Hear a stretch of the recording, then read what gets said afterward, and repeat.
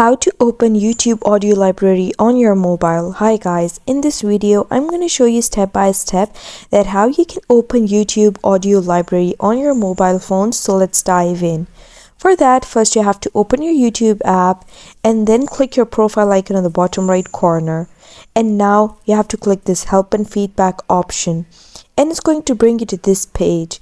In this page, you have to come to this search help option, and here you have to search for audio library, and then choose this first option over here, the use music and sound effects from the audio library.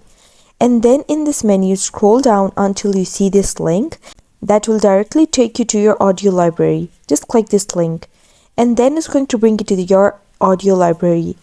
Once this loads, you have to just wait for it to load, and then here you can see that it has bring you to your YouTube audio library over here, and here you can just find all the music and audios that you want.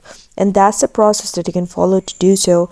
I hope you found the process easy and liked my video, and if you did, please don't forget to like and subscribe my channel.